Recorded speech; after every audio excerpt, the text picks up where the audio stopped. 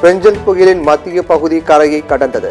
புயல் முழுமையாக கரையை கடக்கும் போது 90 கிலோமீட்டர் வேகத்தில் சூறைக்காற்று வீசும் என வானிலை ஆய்வு மையம் தகவல்.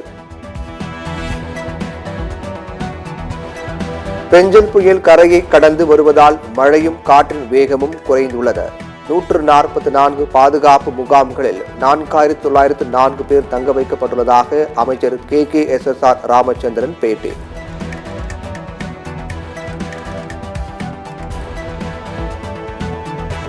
சென்னையில் 7 சுரங்கப்பாதைகளில் தேங்கியுள்ள மழைநீர் இன்று இரவுக்குள் அகற்றப்படும். முன்னெச்சரிக்கை நடவடிக்கை காரணமாக பெஞ்சல் புயலால் பெரிய அளவில் பாதிப்பு இல்லை என அமைச்சர் விளக்கம்.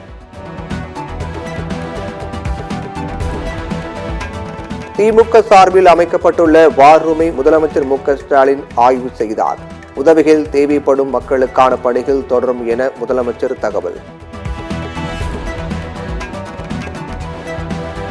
புதுச்சேரி அருகில் புயல் கரையை கடப்பதால் மக்களுக்கு அவசர எச்சரிக்கை. நாளை அதிகாலை வரை மக்கள் தேவையின்றி வெளியே வர வேண்டாம் என அறிவுறுத்தல்.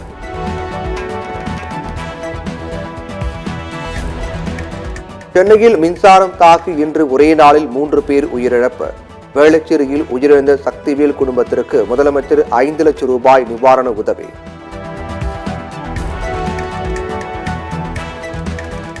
சென்னையில் 381 இடங்களில் தேங்கியுள்ள மழைநீரை அகற்றும் பணி தீவிரம்.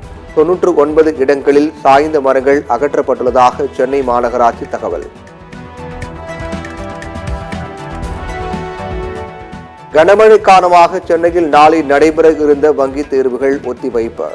மறு தேதி பின்னர் அறிவிக்கப்படும் என அறிவிப்பு.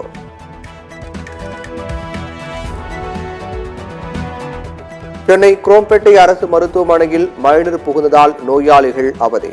மழைநீரை அகற்றும் பணி தீவிரம்.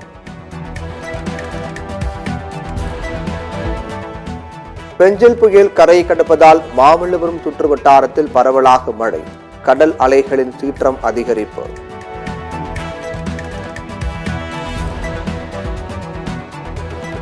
புதுச்சேரி காரைக்கால் இடையே பெஞ்சல் கரையை கடப்பதால் சென்னைக்கு புயல் ஆபத்து நீங்கியது. சென்னையில் அதி கனமழை எச்சரிக்கை நீங்கியது.